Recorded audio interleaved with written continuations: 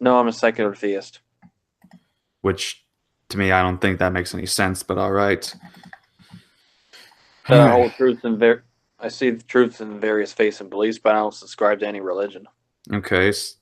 So how do you have truth? What truths do you find in Islam? That there is only one God. Okay. And is that the only truth? Well, from what I've investigating it more, I'm becoming less and less convinced that Muhammad was of any significance. But I'm asking, is there any other truths in Islam? Any at all? Well, other than Muhammad being demon possessed, not really. Hmm.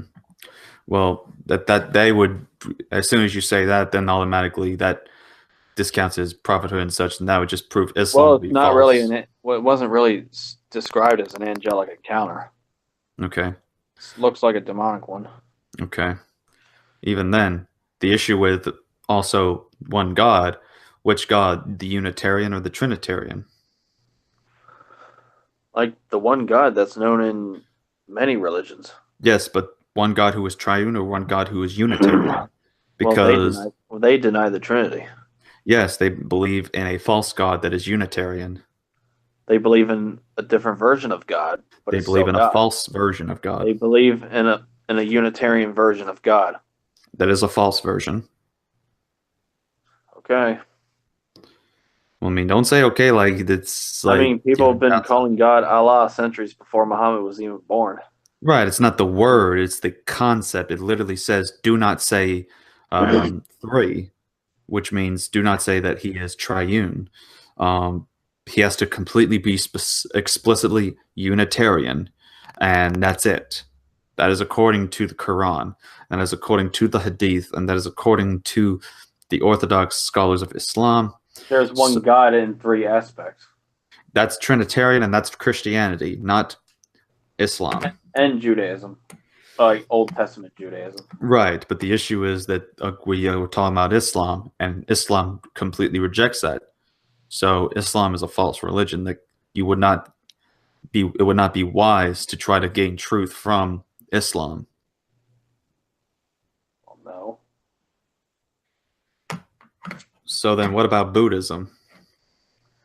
Buddha has some wise things to say about the human condition and proposed a solution for human suffering, at least until Christ came along. Okay, like what? Like about about meditation and seeking enlightenment, Meditation, finding seeking that the enlightenment. world's like a more beautiful place than how Buddha originally saw it. Okay, so and you are doing all this, and then you of course have reincarnation. Well, yeah, John the Baptist was the reincarnation of Elijah. It was not a reincarnation of Elijah. He was called Elijah numerous times. Is referenced to As what? he was no, he was called Elijah. Okay, in the spirit of Elijah, but he wasn't the reincarnation of Elijah. That's a heresy. Yeah, and the spirit of Elijah was that Elijah's spirit was his. No Jew at that time would understand that as reincarnation. Well, no Jew at the time. No Jew at that time would have understood that to mean reincarnation. And yet you're going to assert, hey, I'm going to think for you Jewish people and interpret what y'all mean, even though y'all will interpret it differently.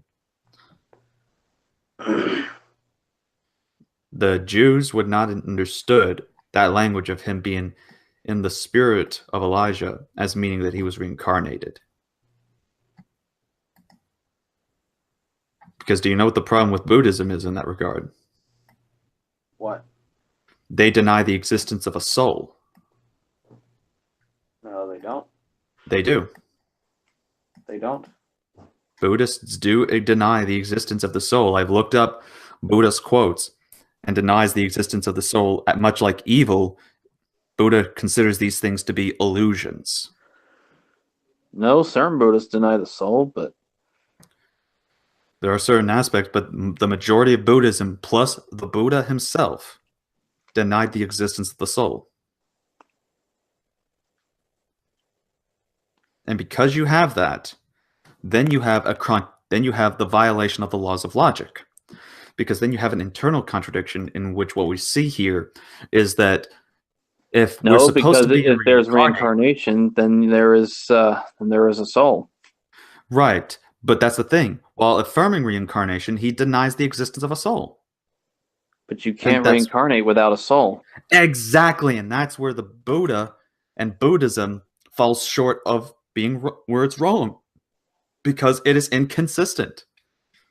Are you sure he meant soul in the way that we do?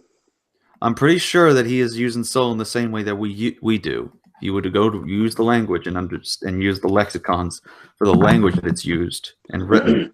Because I've looked it up to make sure that that he Because did because deny the the existence Egyptians of soul. had eight different ideas for a soul. Okay, I'm telling you that I went to the sources of Buddhism to see if they do deny the existence of a soul, and this is 100% affirmed. They deny the existence of a soul. Then how do they reincarnate? Exactly.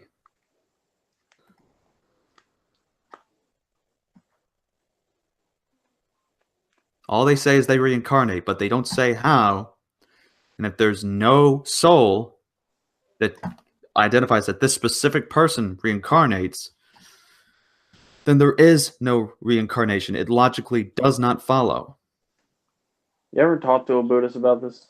I've talked to a Buddhist. In fact, I actually mentioned this, and even he agrees there's inconsistencies and that he just never thought about this stuff as a Buddhist. Huh. So even a Buddhist agreed that indeed they deny the existence of a soul. In fact, that's where the differentiation is between Buddhism and Hinduism. Hindus believe in the existence of a soul, but then you have Buddhists that reject the soul. They deny an eternal existence of a soul. In fact, in this one website called Buddhism in a Nutshell, where they refer to the anatta, or the soullessness, it says, quote, Buddhism denies the existence of an unchanging or eternal soul created by a god or emanating from a divine essence, paramata. If the immortal soul, which is supposed to be the essence of man, is eternal, there cannot be either a rise or a fall. So even from a Buddhist source, they deny the existence of a soul.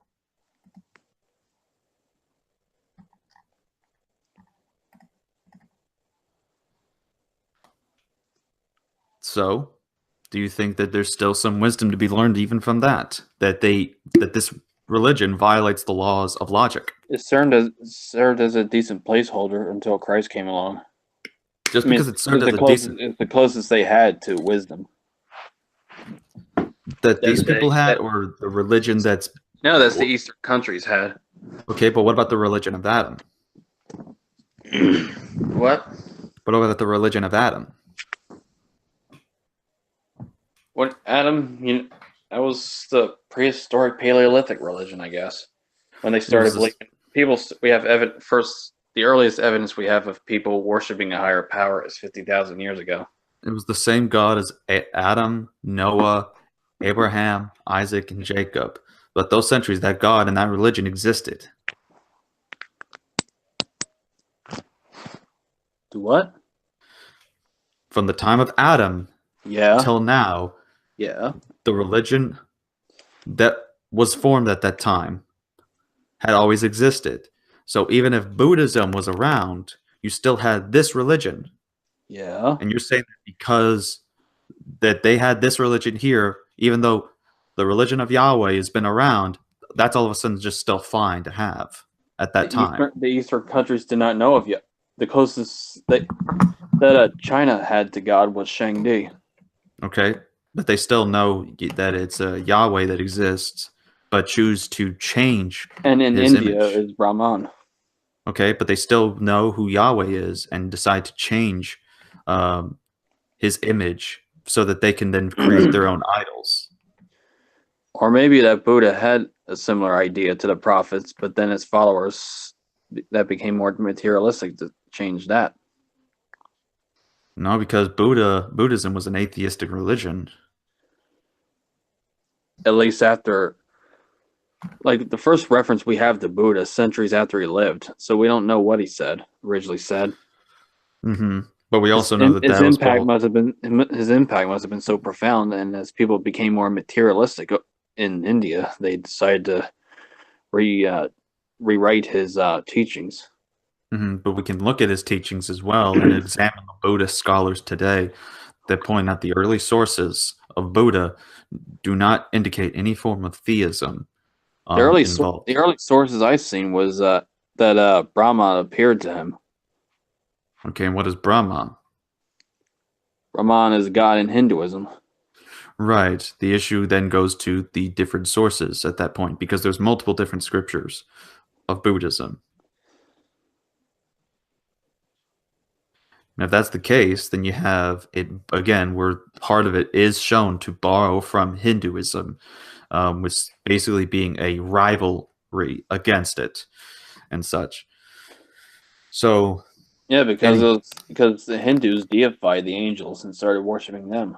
mm-hmm.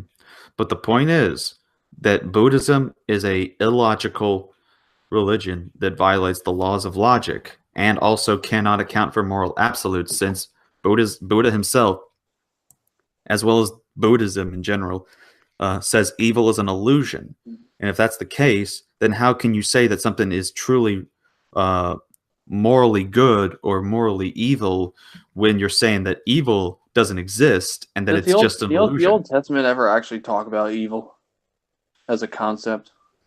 Concerning evil, yes, it is the concept of the wicked. But does it ever actually say evil? Concerning the word evil, doesn't use that same kind of language that we utilize today, but instead what we have is wicked in other texts. In fact, we have verses. Satan wasn't even known in the Old Testament. We have the concepts in Psalms chapter 51, verse 5, where it describes the human nature. Behold, I was shapen in iniquity, and in sin did my mother conceive me. Then there's the verses where it says that God judges the wicked. Now, what is wicked? Wicked is like, it's pretty close to evil. That is what we have there. So we have people that are wicked, and so we have a description of something that is wicked, something that is evil. Do you disagree there? No. Okay, so point being, I don't know why you went over to this when I simply just said and pointed out that Buddhism denies the existence of evil. And again, I clarified this with the Buddhist that I was talking to, and he affirms that yes, they do believe that evil is an illusion. Then they can't objectively account that rape, murder, or some other act is wrong, but they can only say, well, it seems wrong, but it's just an illusion due to our human desires that we must then quench to then achieve nirvana, and therefore we won't. So after he left his wife and kid that one night to check around outside of his palace and saw the evil in the world, like, did he not see that as evil or wrong? Concerning what? All the suffering he's seen. Concerning the suffering, he thinks that, again, suffering is an illusion, and therefore we must quench it by removing desire. That's part of the path of Buddhism. How did we get to talking about this anyway? Because I asked you what you meant by being a secular theist. Yeah, no religion owns God. Well, concerning that, I agree that no religion owns God. God owns religion, and the religion he owns is Christianity.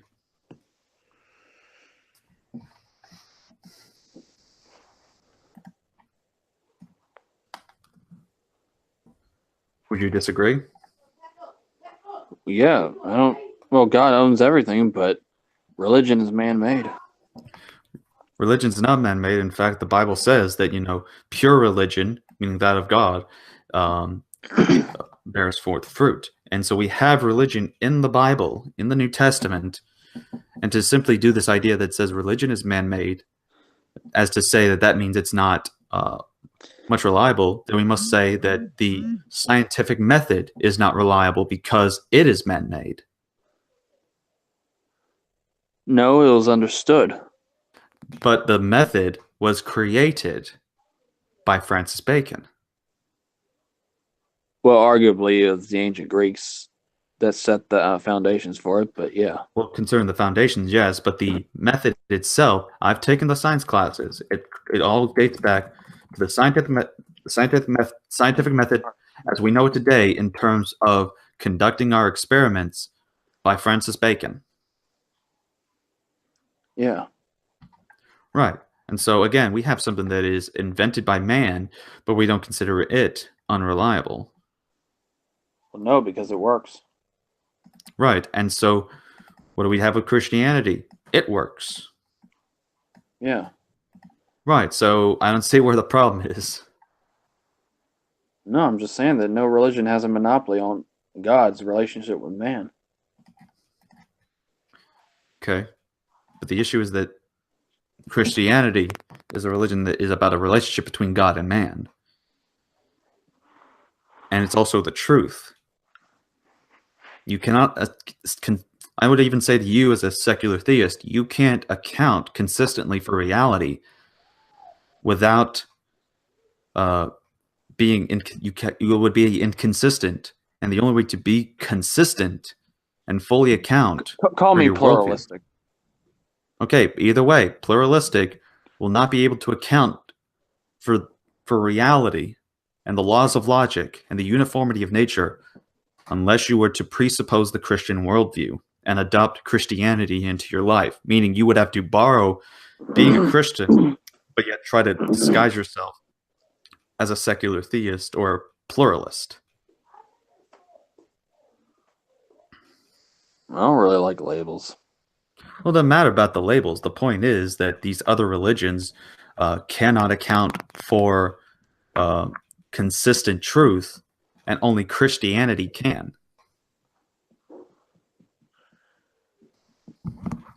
Okay. I mean, to quote Steven Crowder, prove me wrong. I can't. And why not? Because I just don't. Is it because you can't prove me wrong, or? No, not really. I can't prove anybody wrong. So you can't prove anybody wrong about anything? Well, yeah, unless it comes to like, history and stuff like that. Okay. So with religion, you just think that there's no objective way to prove something right or wrong. Well, objective means it's true no matter what you believe. Correct, and I believe and that everybody agrees with on it. Right, but I believe that objective truth is it being true regardless of people's opinions. Like Yeah. 2 plus 2 will equal 4 regardless of your opinion, and regardless of whether we exist or not, a red rock will always be a red rock and not a yellow rock. So it is not subject to our human opinions. So is it objectively true that Christianity is true, or do you believe that's not the case? I believe it's one truth. That it's one truth over many truths? Yeah. And how do you know this for certainty? I don't. I go with what's most likely. So you're not so sure or certain of your own worldview? I'm not certain of man's relationship with God, hence I suspend judgment. I'm just asking about your worldview, in which you're trying to formulate your own theology, that you're not so certain of it, correct? I'm certain that God created the world, but I'm not certain of its relationship with us. I'm just asking about your theology as a whole, meaning not just the existence of God or the relationship, but everything that you believe in that judges and determines that Christianity isn't the full truth, but just part of a truth. You sound like you're when you say these things, you say it as if you have 100% certainty, but you say at the same time that you don't. I believe in I believe in a loving, merciful God that won't hold it against us, that people can't help what they believe. And is this based on objective evidence that this God exists? Not objective evidence. Okay, so then the evidence of him is not objective, but is merely your own opinion. What are you talking about? You said it's not objective, and if it's subjective, that means it is subject to your opinion. Subjective to my opinion. Yeah, that's what subjectivism is. Okay, do you think God's existence is objective? Yes. And how do you prove that? Simple. That by creation, everyone can look and see and know God exists. Isn't that using the argument from beauty or complexity or whatever? No, it's also using science, because science has demonstrated in a study in Finland that people were, asked questions to dare God to do things. And they were asking atheists as well as theists to conduct this. And they had the same reaction in terms of, say, things like fear and nervousness and all that kind of stuff. So why would an atheist, while saying, bring it on, God, give me your worst, at the same time internally have nervous reactions from his nerves that were being analyzed as if he's actually scared of God, as if he's afraid? How can you be afraid of something? Because in the back of his mind, he's not overconfident. Right, and that's because, as according to Romans 1, which is fulfilled by this scientific experiment, says that all men know God exists.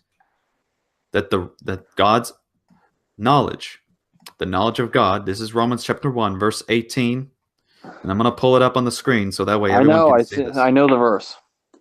Right, but this is for those who haven't seen this, is that the wrath of God is revealed from heaven against all ungodliness and unrighteousness of men who hold the truth in their unrighteousness, because that which may be known of God is manifest in them, for God has showed it unto them.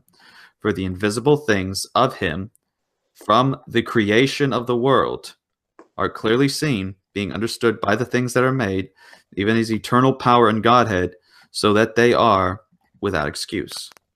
So they know God exists, and that because of that, they are without excuse. And how many atheists have reacted positively to this? Well, you have a couple that probably have, but as far as most of them, they react negatively to this. But again, truth does not care about your feelings. Truth is truth regardless. Yeah, I gotta get going. All right, then. Take care, man. You too.